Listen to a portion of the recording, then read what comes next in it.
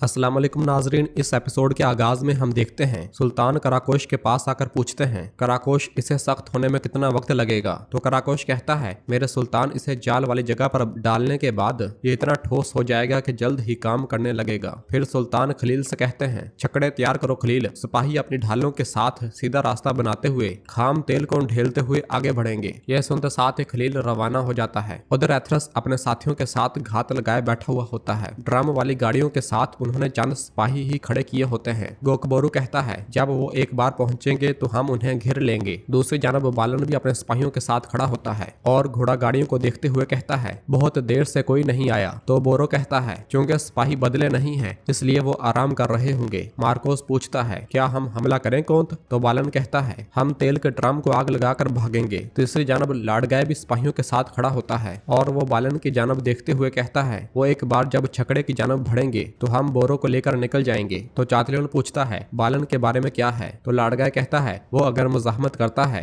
तो हम उसे भी खत्म कर देंगे। और फिर लाडगाय उस लम्हे को याद करता है जब कमांडर ने आकर उसे खबर दी थी। और फिर इस ख्याल के बाद लाडगाय कहता है सब हमले के लिए तैयार हो जाओ। यह सुनते साथ ही चातलियन और सिपाही अपनी अपनी तलवारें बेनियाम कर लेते हैं। उधर बोरो और साहिरा आगे बढ़कर घोड़ा गाड़ियों के पास मौजूद सिपाहियों पर हमलावर हो जाते हैं मगर उन्हें मारने की बजाय जमीन पर पटक रहे होते हैं। सब सिपाही जमीन पर गिरते हैं तो बालन भी सिपाहियों के हमरा वहां पहुंचता है। यह देखकर गोकबोरू कहता है हरकत शुरू हो चुकी है, बालन के छकड़े में सवार होने का इंतजार करो। घोड़ा गाड़ियों के पास मौजूद सिपाही आग लगाने ही लगते हैं कि लाडगाय अपने सिपाहियों के साथ सामने आ जाता है जिसे देखकर बालन और बोरो को बहुत ज्यादा गुस्सा आता है और बालन कहता है ये यहाँ क्यों है? बोरो पुरस्कुन हो जाओ, जल्दी ना करो। उन्हें रुका हुआ देखकर करातेगन कहता है क्या हुआ, ये रुक क्यों गए? तो एथरस कहते हैं वो रुक गए हैं तो चलो जाकर हमला करते हैं। मगर गोकबोरू उन्हें रोक देता है और कहता है नहीं कुछ गड़बड़ है। इस लम्हे उनकी नजर लाडगाय और चातिलोन पर पड़ती है। तो एथरस गुस्से से कहते हैं काफिर लाडगाय मरा नहीं है। तो राब कहता है चलो इन सब को मार डालते हैं और अली का इंतकाम लेते हैं। मगर गोकबोरू फिर से उन्हें रोक देता है और कहता है अगर हम अभी वहां गए तो बोरो बेनकाब हो जाएगा। और फिर लाडगाय के करीब आने पर बोरो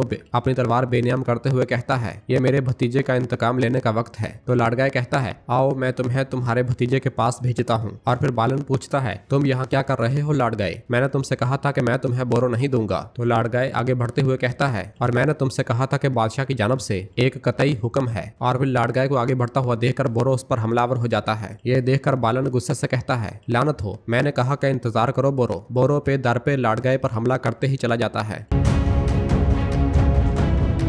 दूसरी जानब कुदस में सबीला बाल्डोन से कहती है मैंने सुना है कि बालन सलाहुद्दीन के भाई बोरो के साथ काम कर रहा है। तुम अच्छी तरह जानते हो कि चाहे कुछ भी हो जाए बालन कुदस या तुम्हारे साथ गद्दारी नहीं करेगा। तो बाल्डोन पैगाम दिखाते हुए कहता है ये बालन का पैगाम है, वो मुझे बता रहा है कि वो बोरो को अपने पास क्यों रखे हुए है। मुझे बालन की नीयत पर कोई शक नहीं है लेकिन उसने गलती की है। तो सबीला पूछती है तुम्हारा उसके बारे में क्या फैसला होगा? तो बाल्डोन कहता है मैं सबसे पहले बालन का इंतजार करूंगा कि वो बोरो को मेरे सामने पेश करे, तब मैं बालन के बारे में वाज़ेह फैसला कर सकूंगा। यह सुनकर सबीला बहुत परेशान हो जाती है। उधर बालन लाडगाय और बोरो से कहता है तुम अगर बाज न आए तो मैं हमला करने का हुक्म दूंगा। बोरो लाडगाय पर पे दर पे हमले करते हुए उसे जमीन पर गिरा देता है और फिर उसे मारने ही लगता है कि बालन उसका वार रोक लेता है और उसे पीछे धकेलते हुए कहता है मैंने तुमसे कहा कि रुक जाओ। तो बोरो कहता है मैं तब तक नहीं रुकूंगा जब तक कि मैं इस मैदान में इस गद्दार के टुकड़े टुकड़े न कर दूं। यह सारा मंजर देखते हुए गोकबोरू कहता है यह सूरत हाल अच्छी नहीं है। लाडगाय और चातलियों की तशवीश वाज़े तौर पर बोरो है, सुल्तान को इसकी इतला देनी चाहिए। उधर साहिरा बोरो के पास आकर आहिस्तगी से कहती है ऐसा मत करो बोरो, याद रखो कि तुम्हें क्या कहा गया था। और फिर चातलियों बालन से कहता है हमें बोरो दे दो और चलो इस मामले को यहीं पर खत्म कर दो। और फिर लाडगाय भी कहता है बालन तुम बहुत बड़ी गलती कर रहे हो। मगर बालन कहता है अब हम वापस किले जा रहे हैं, अगर तुमने मेरा ताकुब किया तो मैं तुम सबको कत्ल कर दूंगा। यह कहते साथ ही बालन बोरो को लेकर चला जाता है। तो पीछे से लाडगाय कहता है तुमने जो किया तुम उसकी कीमत अदा करोगे। उन्हें जाता हुआ देखकर गोकबोरू कहता है बालन तेल लेने की बजाय बोरो को लाडगाय के हाथों बचा कर ले गया। तो एथरस कहते हैं हमें हमारा मकसद हासिल हो गया है, वो हमसे लड़ने की बजाय आपस में लड़ने पर मजबूर हैं। चलो जल्दी करो और सुल्तान को इतला दो। काफिर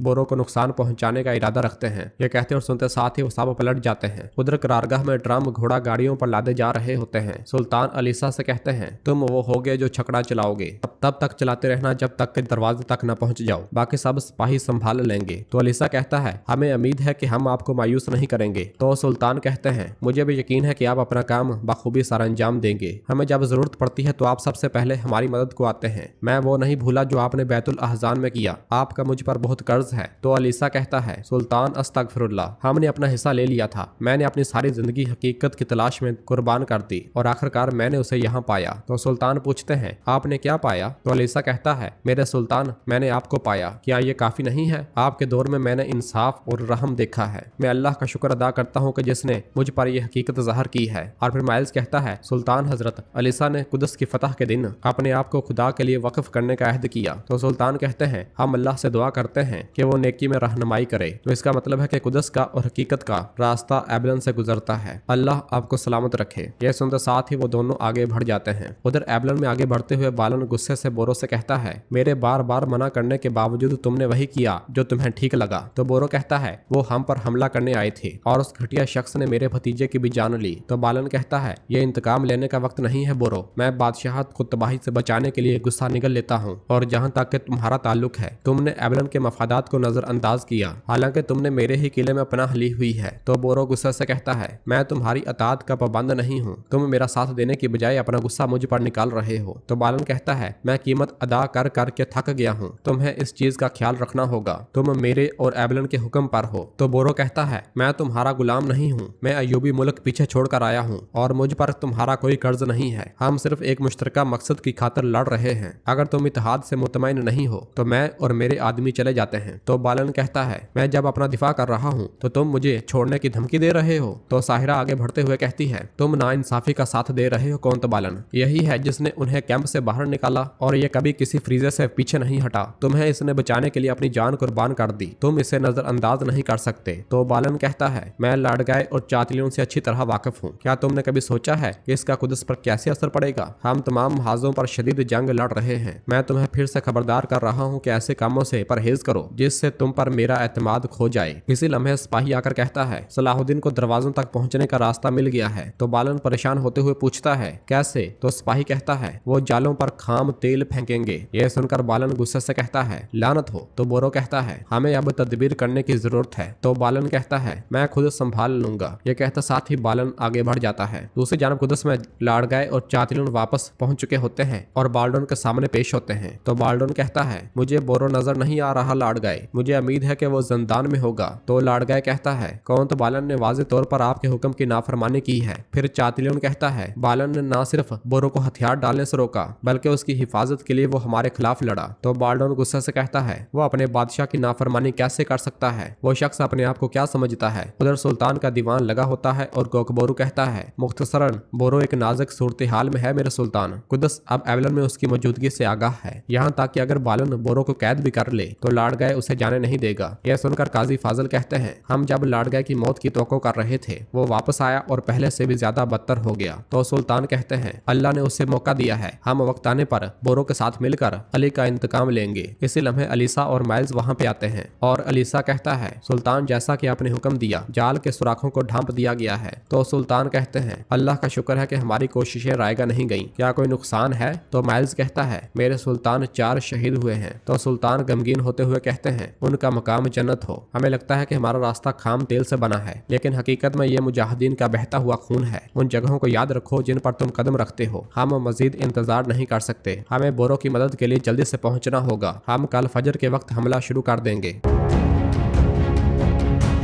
तो नाजरीन, इसके साथ ही एपिसोड भी खत्म करते हैं। मिलते हैं बहुत जल्द अगली एपिसोड के साथ। वीडियो को लाइक कर दें और जिन दोस्तों ने अभी तक चैनल सब्सक्राइब नहीं किया वो जल्दी से चैनल सब्सक्राइब कर दें और बेल आइकन यानी घंटी वाले निशान को भी प्रेस कर दें ताकि आने वाला एपिसोड आपको आसान मिल सके। दुआ में याद रखें। अल्लाह हाफिज।